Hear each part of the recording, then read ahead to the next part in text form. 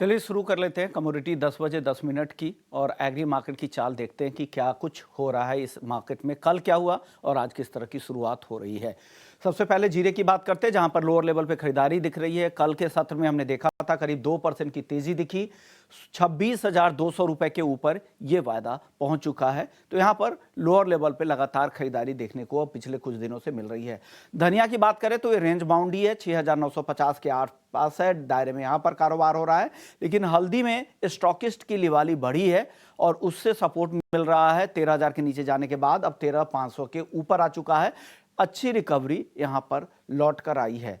और इसके अलावा ग्वार सीड और ग्वारगम की अगर बात करें तो यहां पर भी कल हल्की खरीदारी जरूर दिखी थी, लेकिन अब चिंता है कि अब एक अगले महीने से अब फिर से नई आवक शुरू हो जाएगी तो कहीं उसका दबाव ना दिखे, ये एक बात है। तो 10,500 दायरे में ही दिख रहा है, 5,300 के ऊपर ग्वार सीड का वायदा। लेकिन कैस्टर पर दबाव है क्योंकि हाजिर की डिमांड फिलहाल कमजोर दिख रही है, 6,100 के आसपास कैस्टर सीड है। लेकिन सनफ्लावर अच्छी तेजी के बाद हल्की मुनाफा वसूली, 940 के बेहद करीब क्रूड सनफ्लावर ऑयल का वायदा ट्रेड कर रहा है।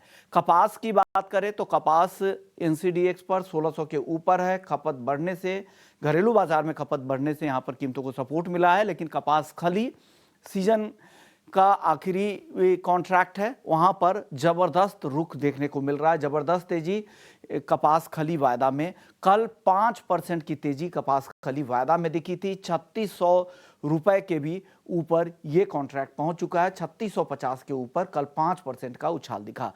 अब आखिरी काउंटर है मेंथा, जहां पर 975 के नीचे कारोबार हो रहा है। बाजार में सप्लाई कमजोर है, अच्छी तेजी के बाद आज हल्की नरमी यहां पर दिख रही है।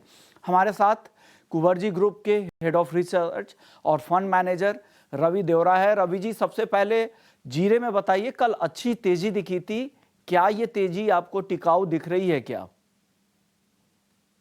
जरूर से कल काफी अच्छी रिकवरी थी। रिकवरी के रीजन कम होती सप्लाई है एंड बिटवीन मीन्स के हिसाब से फिर से रेनफॉल नॉर्थ गुजरात में चालू हुआ है, राजस्थान के कई इलाकों में चालू हुआ है।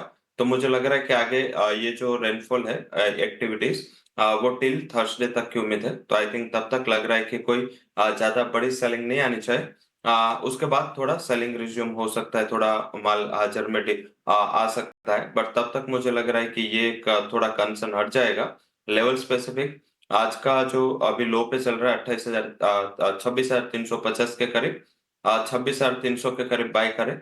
स्टॉप लॉस लगा है 26,120 का और अपर से 26,850 तक के लेवल इंट्राडे में आने की उम्मीद है। ओपन अच्छा हुआ था बट उसके बाद थोड़ा नीचे आया है, तो मुझे लग रहा है कि एक बाइंग की अपॉर्चुनिटी है। आज के लिए ट्रेडिंग पर्सपेक्टिव से बाय करना चाहिए। जो तेजी दिख रही है उसको थोड़ा और कूल होने दे, नीचे आने दे, फिर आप यहाँ पे खरीदारी करें 26,800 के टारगेट के लिए। हल्दी में सर बताइए क्या हो रहा है, हल्दी की चाल कैसी दिख रही है अब? हल्दी में कल काफी अच्छा उछाल था। पर्टिकुलर ये उछाल 14,000 के ऊपर सस्टेन होगा ऐसा नहीं लग रहा है, क्योंकि जिस हिसाब से शोइंग के नंबर से जिस हिसाब से ये की उम्मीद है, तो मेरे हिसाब से थोड़ा अभी आपको कंसोलिडेशन का दायरा होगा।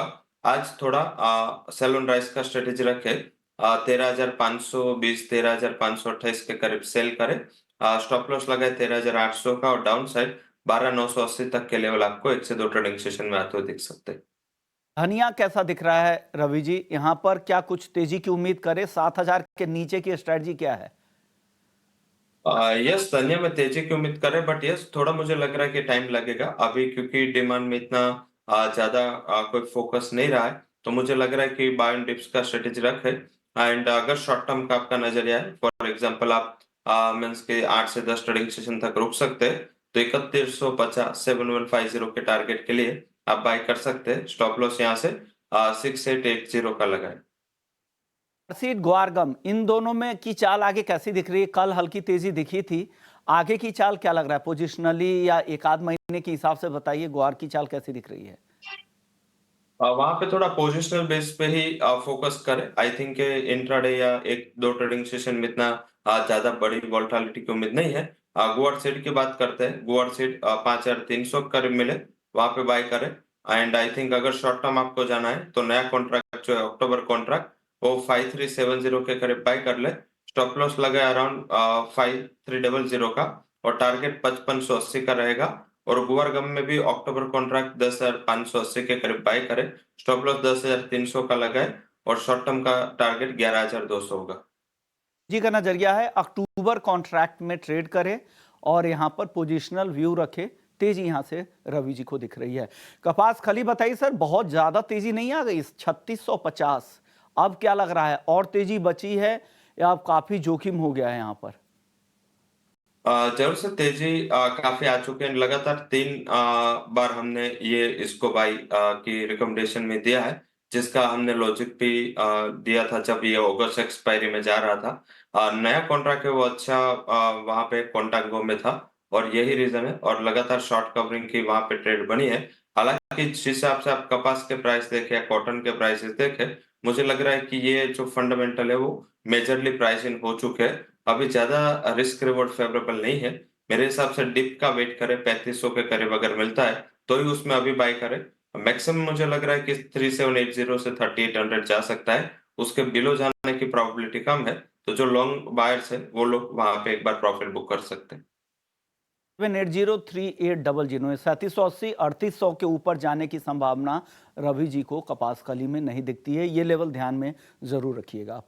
चलिए अब बात नॉन एग्री की करते हैं। ऊपरी स्तरों पर मुनाफा वसूली दिख रही है सोने चांदी में रवि जी। हालांकि इस हफ्ते काफी अहम डेटा है, जॉब्स के नंबर सबसे अहम हैं। जो अगस्त महीने के जो जॉब नंबर आएंगे, क्योंकि फेड बैठक से पहले ठीक वो नंबर है। क्या आपको लग रहा है किस तरह की चाल गोल्ड और सिल्वर की दिख रही है? यहाँ से क्या करना चाहिए? थोड़ी बहुत जो मुनाफा वसूली हुई है उसके बाद क्या करें?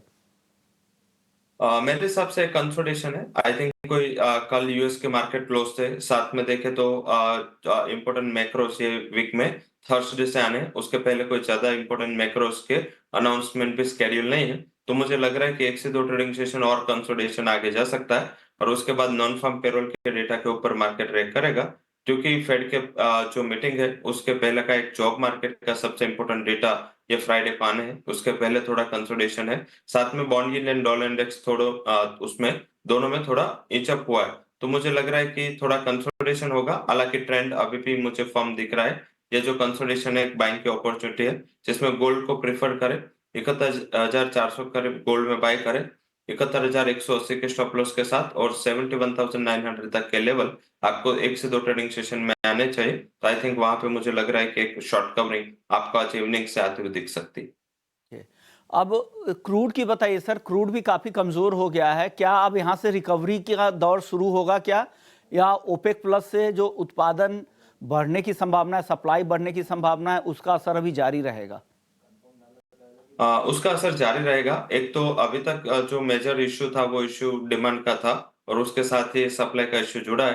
हालांकि ओपेक मीटिंग की कोई फिक्स डेट ये तय नहीं हुई एंड पर्टिकुलर वहां से बाद में कोई कमेंट नहीं आई। एक बार ये मीडिया सोर्सेज से कमेंट आ चुके हैं, तो मुझे लग रहा है कि वहां पे प्राइस इन है। बट यस, इंपॉर्टेंट सपोर्ट उसमें है 6150। I think wait and watch करे, अभी 6150 के करीब मिलता है तो शॉर्ट टर्म के लिए बाय कर ले। मुझे नहीं लग रहा है कि इसके बिलो जाए ऐसा फंडामेंटल अभी है। और स्टॉप लॉस आप 6070 का लगाए और 6300 तक के लेवल की उम्मीद करनी चाहिए। तो एक डिप पे बाय करने की एक्सपेक्ट आज रिकमेंडेशन होगी। शायद आपको सेकंड हाफ में ये नीचे का लेवल मिल जाए, उसमें आप बाय करके चल सकते हैं। 6070 के स्टॉप लॉस के साथ डिप पर, मौजूदा लेवल पे नहीं, और नीचे आने दे तब क्रूड को बाई करने की सलाह रवि जी की है। लेकिन आज के लिए है, उसे कैरी ना करें। चलिए सर, बेस मेटल्स में एल्युमिनियम कुछ शब्दों में बता दीजिए, 10-15 सेकंड में एल्युमिनियम में क्या करें आज? बाय करें एल्यूमिनियम, ये आज का बॉटम बन जाएगा। 221 के करीब प्राइसेस चल रहे हैं, बाय करना है, स्टॉप लॉस लगाए 218, टारगेट होगा 226 का। ओके, तो 226 के टारगेट के साथ एल्युमिनियम खरीदे। शुक्रिया रवि जी, आपने वक्त निकाला, नॉन एग्री और एग्री मार्केट पर अपनी राय दे दी। चलिए, वक्त है